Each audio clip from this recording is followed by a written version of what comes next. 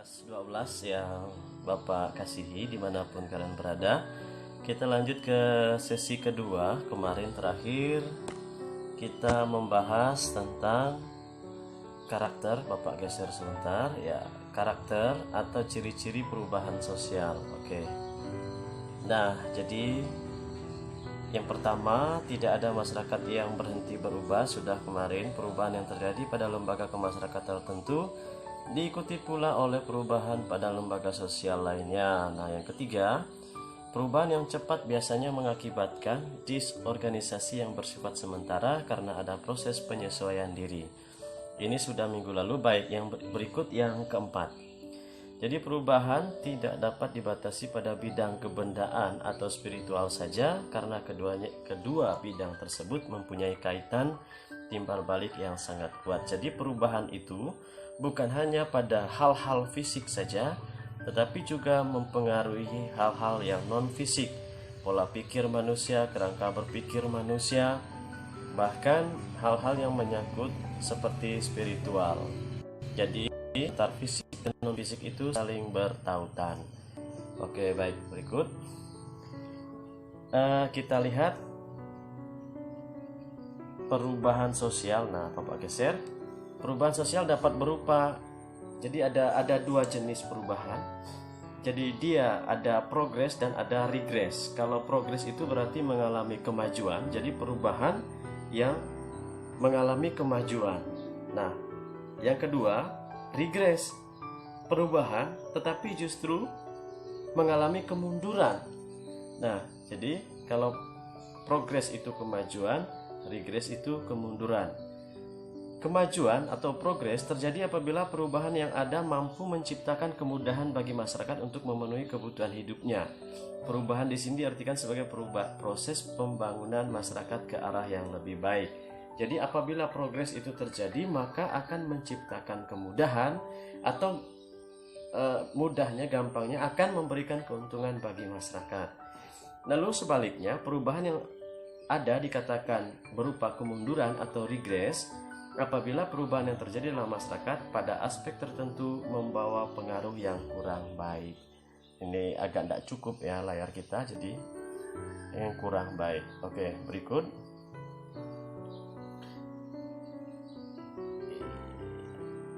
Kita lihat perubahan sosial.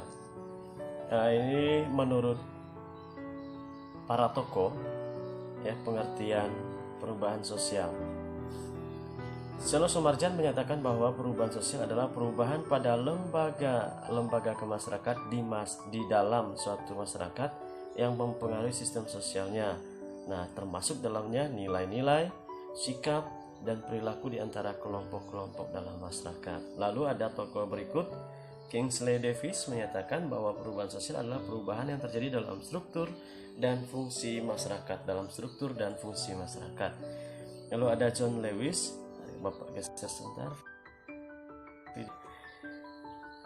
melihat perubahan sosial sebagai variasi dari cara-cara hidup yang telah diterima, baik karena perubahan kondisi geografis, kebudayaan material, komposisi penduduk itu keadaan penduduk ya, jumlah penduduk, ideologi, maupun karena adanya difusi atau penemuan-penemuan baru dalam masyarakat. Nah, berikut Samuel Canning menyatakan bahwa perubahan sosial menunjuk pada modifikasi yang terjadi pada pola-pola kehidupan manusia. Oke, beda tokoh, beda juga pernyataan, beda juga pendapat mereka. Jadi dibaca dan dipahami kembali perubahan sosial menurut para tokoh. Baik, berikut. Nah, ini ada teori perubahan sosial. Teori perubahan sosial itu yang pertama ada teori siklus ya deh. Teori siklus. Oke, baik, ini ada tekanan sedikit terkait dengan ini. Nah, ini tolong dicermati. Ini ada 3 ya. Ada masa primitif ya, Bapak garis itu. Ada masa primitif, lalu tradisional, lalu modern. Yang dikatakan siklus ya ini. Ya, berputar begini ya. Berputar terus ini.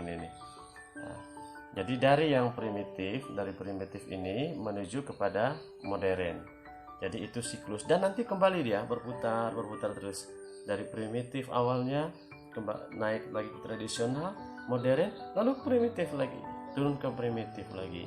Kita lihat cara manusia dulu ya, yang awalnya menggunakan cara-cara primitif, membuat rumah ya kayu, lalu diikat pakai akar dan seterusnya. Yang berikut lalu mulai modern, sudah ada palu dan seterusnya, gergaji juga bukan gergaji gesek, sudah ada mesin dan seterusnya, lalu bangunan yang megah-megah, nah itu modern. Lalu sekarang masyarakat mulai merindukan situasi-situasi yang tradisional, yang primitif bahkan ya, cara berladang, lalu suka ke hutan-hutan, merasa senang tinggal di hutan dan pengen berkebun dan lain-lain. Nah, itu merupakan teori siklus, perubahan yang siklus, sesuatu yang berulang-ulang. Nah, sekarang pada dasarnya memiliki kesamaan dan kemiripan yang terjadi sebelumnya. Oke, baik, kita lanjutkan. Nah, demikian pula. Lalu ini karena terlalu kecil maka terjadi perubahan ya di sini. Layarnya terlalu kecil jadi agak mepet. Dan teori berikut, teori perkembangan. Penganut teori ini percaya bahwa perubahan dapat diarahkan ke titik tujuan tertentu seperti perubahan dari masyarakat tradisional ke masyarakat modern dan bahkan kompleks. Teori ini dikenal dengan teori perkembangan linear atau teori perkembangan atau linier. Teori perkembangan dibagi menjadi dua, teori evolusi dan teori revolusi. Nanti kita lihat teori evolusi dan revolusinya. Nah, baik, jadi teori perkembangan itu sama dengan teori linier. Jadi itu sama, dari titik primitif dia naik ke titik tradisional, lalu naik ke titik modern, ya, naik ke titik modern. Jadi dari titik primitif naik terus, bertingkat terus. Oke, baik, itu teori perkembangan. Berikut kita lihat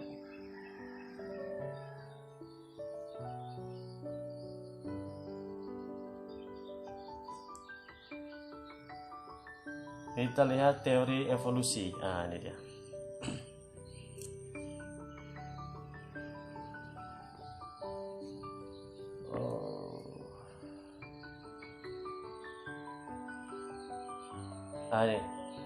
Jadi nanti bentuk perubahannya ada yang terlalu kecil ya. Ada evolusi. Tadi perubahan linear itu ada evolusi, tapi nanti kita lihat nanti ya. Teori perkembangan. Lalu berikut teori modern mengenai perubahan sosial. Ada teori modernisasi dan ada teori ketergantungan. Teori modernisasi melihat bahwa perubahan negara-negara terbelakang akan mengikuti jalan yang sama dengan negara industri di barat. Cara tersebut adalah melalui proses modernisasi sehingga negara terbelakang menjadi negara berkembang. Teori modern ini kita mengikuti sudah berkembang sehingga kita disebut dengan negara berkembang. Jadi teori modern menyesuaikan dengan tempat-tempat atau lokal-lokal, jadi negara yang mengikuti negara lain yang sudah berkembang. Lalu teori ketergantungan melihat bahwa ada ketergantungan secara ekonomi antara negara-negara dunia ketiga dan negara-negara industri.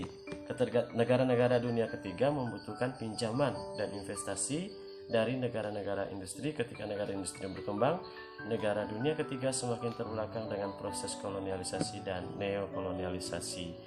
Jadi teori ketergantungan itu ada ketergantungan dari negara tertentu ke negara tertentu. Dia akan berkembang apabila bergantung kepada negara yang sudah maju, sudah mandiri. Jadi ada teori ketergantungan. Seperti negara-negara yang memiliki ketergantungan dengan Amerika Serikat misalnya, dan seterusnya. Oke, baik. Nah, berikut teori sistem dunia oleh Immanuel Maurice Wallerstein yang menyatakan bahwa perekonomian kapitalis dunia tersusun atas 3 jenjang, yaitu negara inti, semi periferi, dan negara periferi. Jadi ada 3 jenjang negara inti, semi periferi, dan negara periferi. Nanti bisa siswa-siswa sekalian lihat bagaimana negara inti, bagaimana negara semi periferi, dan bagaimana negara periferi. ya, bagaimana jenjang-jenjang perekonomian ketiga itu. Silakan dicari di Google, juga ada penjelasan tentang semi periferi, negara inti dan periferi. Kemampuan yang dimiliki oleh negara inti menyebabkan negara inti menguasai sistem dunia. Jadi singkat saja untuk gambarannya, negara inti itu negara yang mampu menyediakan segala hal. Lalu negara semi periferi itu yang ada juga ketergantungan kepada negara lain, sementara negara periferi itu ketergantungan penuh kepada negara lain. Oke, baik. Nah, ini tadi pembagian dari linier, bahwa perubahan sosial yang lambat, ya, perubahan lambat atau evolusi. Jadi perubahan evolusi adalah perubahan yang terjadi dalam waktu yang lama, ya, dalam waktu yang lama. Sementara berikut perubahan revolusi itu perubahan yang cepat, dan bukan hanya cepat tetapi menyangkut dasar atau pokok-pokok kehidupan masyarakat, ya, yang mendasar dan menyangkut pokok-pokok kehidupan masyarakat. Di gambar bisa siswa-siswi sekalian lihat, itu ada demo. Jadi perubahan revolusi itu karena ada hal-hal yang mendasar maka orang demo, dan itu terjadi akan cepat, ya. Oke, baik. Berikut perubahan kecil dan perubahan besar. Kalau yang kecil adalah perubahan yang terjadi pada unsur-unsur struktur sosial yang tidak membawa pengaruh langsung dan berarti bagi masyarakat. Jadi perubahan yang terjadi hanya pada unsur-unsur struktur sosial yang tidak membawa pengaruh langsung dan berarti bagi masyarakat. Sementara kalau perubahan besar adalah perubahan yang berpengaruh terhadap masyarakat dan lembaga-lembaganya, seperti sistem kerja, hak milik tanah, hubungan kekeluargaan, dan stratifikasi masyarakat. Stratifikasi itu tingkatan-tingkatan yang ada dalam masyarakat. Apabila perubahan itu luas cakupannya, maka dia disebut dengan perubahan besar. Lalu berikut ada perubahan yang dikehendaki atau sama dengan perubahan yang direncanakan, ya. Jelas ya? Ada perubahan yang dikehendaki, sesuatu yang dikehendaki itu pasti direncanakan. Dan berikut nanti kita akan melihat ada perubahan yang tidak dikehendaki atau tidak direncanakan. Kalau yang dikehendaki itu disebut juga dengan intended change. Dalam bahasa asingnya, yang dikehendaki itu intended change, sedangkan atau planned change sama, ya, merupakan perubahan yang diperkirakan atau direncanakan terlebih dahulu oleh pihak-pihak yang hendak mengadakan perubahan dalam masyarakat. Pihak-pihak yang jadi ada orang yang ingin melakukan perubahan, nah itu direncanakan dengan baik, jangka waktunya, anggarannya, dan seterusnya dan seterusnya. Orang yang ingin melakukan perubahan itu disebut agent of change, pelaku perubahan. Nah, berikut perubahan yang tidak dikehendaki atau tidak direncanakan, ya. Perubahan sosial yang tidak dikehendaki atau unintended change atau tidak direncanakan, unplanned change, merupakan perubahan yang terjadi di luar jangkauan pengawasan masyarakat atau kemampuan manusia. Sekarang siswa-siswi sekalian lihat, ada bencana di mana-mana. Nah, itu merupakan hal yang bisa mempengaruhi perubahan yang tidak direncanakan atau unintended change atau unplanned change. Perubahan ini dapat menyebabkan timbulnya akibat efek sosial yang tidak diharapkan masyarakat. Oke, nah berikut struktural dan perubahan proses. Nah, ini harus diingat dengan baik. Kalau perubahan struktural adalah perubahan yang sangat mendasar yang menyebabkan timbulnya reorganisasi dalam masyarakat, itu struktural. Sementara kalau perubahan proses, perubahan yang sifatnya tidak mendasar, perubahan tersebut hanya merupakan penyempurnaan dari perubahan-perubahan sebelumnya. Ingat, kalau perubahan struktural itu perubahan yang mendasar, ya, sehingga bisa menyebabkan reorganisasi dalam masyarakat, ya, struktur kepemimpinan dan lain-lain. Tapi kalau perubahan proses hanya yang sifatnya tidak mendasar, hanya perbaikan-perbaikan. Oke, lalu muncul hal-hal, ya, tapi tidak apa-apa. Nah, berikut kita lihat perubahan ini bentuk perubahan ya. Ada internal dan eksternal. Jadi perubahan sosial itu tidak terjadi dengan sendirinya, tetapi dipengaruhi oleh faktor-faktor. Nah, ini faktor-faktor yang menyebabkan terjadinya perubahan sosial. Ya, ada faktor internal itu dari dalam masyarakat itu sendiri, dan ada faktor eksternal. Oke, kita lihat. Yang faktor internal, jadi bertambah atau berkurangnya penduduk. Jadi faktor internal itu faktor dari dalam, itu karena bertambah atau berkurangnya penduduk. Bertambah itu bisa karena perkawinan, karena perpindahan, atau karena kelahiran. Berkurang itu bisa juga karena perkawinan, bisa juga karena pekerjaan, perpindahan penduduk, dan atau karena kematian. Lalu ada yang kedua, penemuan-penemuan baru ya. Jadi ada penemuan-penemuan baru di dalam masyarakat itu sendiri.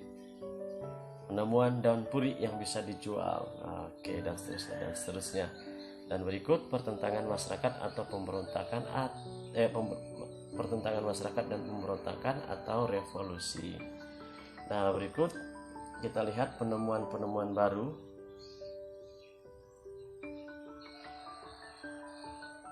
Oke, siswa-siswa sekalian, karena ini sudah 16 menit, supaya nanti tidak terlalu besar, kelihatannya akan Bapak bagi menjadi 3 sesi ya, enggak banyak lagi ya. Jadi sampai di sini dulu untuk tugas. Silakan siswa-siswi cari ya, siswa-siswi cari tentang perubahan yang direncanakan dan tidak direncanakan. Silakan temukan perubahan apa yang ada di sekitarmu yang direncanakan dan atau yang tidak direncanakan yang kamu bisa amati. Ya, ini ya. Jadi materi kita sampai sesi berikutnya akan Bapak jelaskan lagi. Untuk sampai di sesi kedua ini, jadi bab 1 kita Bapak bagi dalam 3 sesi. Di sesi kedua ini silakan siswa-siswi cari perubahan yang direncanakan dan atau yang tidak direncanakan yang ada di sekitarmu. Cari 4-5 ya, 5 perubahan, atau temukan sebanyak-banyaknya. Demikian disampaikan. Terima kasih.